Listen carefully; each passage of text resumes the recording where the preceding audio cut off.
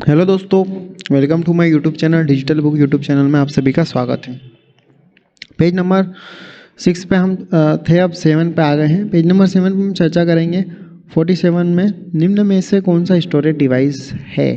दोस्तों, storage device के बारे में जाने तो हमने देखा था स्टोरेज डिवाइस हमारी प्राइमरी मेमोरी भी होती है, सेकेंडरी मेमोरी भी होती है। ठीक है, तो CD रोम भी हमारा एक प्राइमरी मेमोरी के अंतर्गत आता है और सेकेंडरी मेमोरी में भी इसका यूज़ किया जाता है। तो CD रोम हो जाएगा compact disc,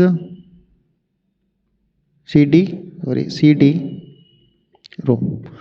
compact disc read only memory primary memory के अंतर्गत आता है। फ्लॉपी डिस्क सेकेंडरी मेमोरी और hard disk secondary memory.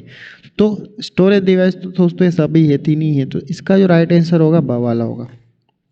Question next में पूछा निम्न में से कौन से कंप्यूटर के CPU के 3 अंग है।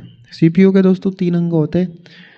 CPU, ALU एंड आउटपुट नहीं, ALU, MU और CU। देखो CPU का कितने अंक होते हैं, 3 होते हैं। पहला क्या होता है, ALU।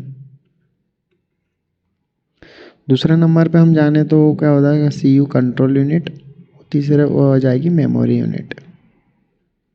तो ये इस तरीके से इसका ALU, MU और CU। ठीक है, ये इसका राइट आंसर द वाला होगा। दोस्तों आते हैं दोस्तों नेक्स्ट क्वेश्चन में, निम्न में से कौन सा इनपुट डिवाइस नहीं है। तो दोस्तों इनपुट डिवाइस की बात करें तो इनपुट डिवाइस क्या होता है, हम एक बार फिर से जानते हैं। इनपुट डिवाइस जिसके अंदर डाटा, कंप्यूटर में हम जिस डिवाइस के थ्रू डेटा को इंटर करवाते हैं वो इनपुट डिवाइस होते हैं। इनपुट डिवाइस बाइनरी लैंग्वेज में कन्वर्ट करते हैं हमारी लैंग्वेज को, और वो बाइनरी लैंग्वेज प्रोसेस करने के लिए CPU उसका उपयोग करता है। तो आइए चलो हम स्टार्ट करते हैं। माउस जो है वो इनपुट डिवाइस है, आउटपुट इनपुट डिवाइस है। ठीक है, माइक्रोफोन भी इनपुट डिवाइस है। स्पीकर, हाँ स्पीकर दोस्तों आउटपुट डिवाइस है। इसका राइट आंसर होगा दोस्तों स्पीकर। जॉयस्टिक एक पॉइंटिंग डिवाइस है, ये माउस भी एक पॉइंटिंग डिवाइस है। माइक जो है दोस्तों हमारी जो आवाज़ होती है ना, ध्वनि होती है, उसी को डिजिटल सिग्नल में कन्वर्ट करता है और कंप्यूटर के अंदर उसको इंटर करवाता है। कॉम्पैक्ट डिस्क में कौन सी तकनीक का उपयोग की जाती है। दोस्तों कॉम्पैक्ट डिस्क यानी कि CD की बात हो रही है। CD को क्या बोला जाता है दोस्तों, कॉम्पैक्ट डिस्क। कॉम्पैक्ट डिस्क दोस्तों लेज़र की तकनीक पर कार्य करती है। तो कॉम्पैक्ट डिस्क को किस पे कार्य करती है दोस्तों, लेज़र की तकनीक पर। तो इस तरीके से हमने दोस्तों क्वेश्चन नंबर 50 के बारे में कुछ एडिशनल इन्फॉर्मेशन को जाना। ठीक है,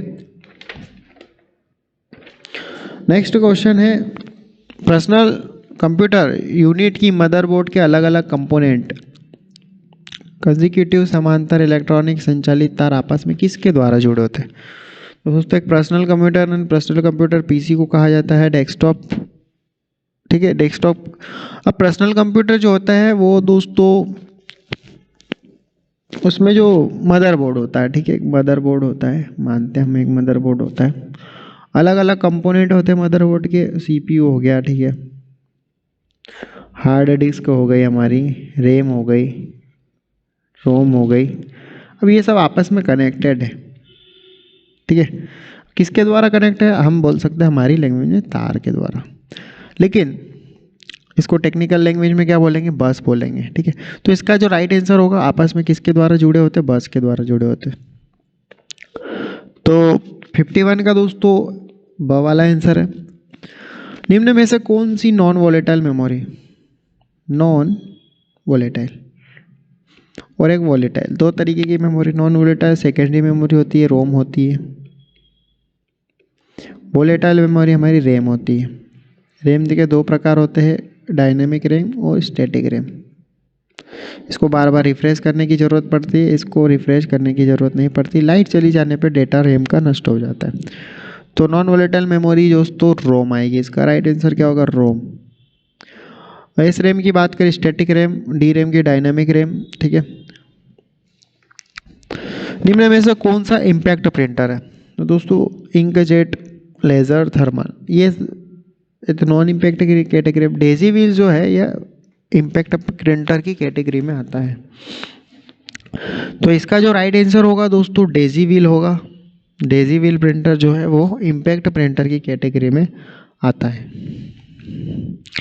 तो इस तरीके से हमने जाना। मिलते दोस्तों हम नेक्स्ट पेज में।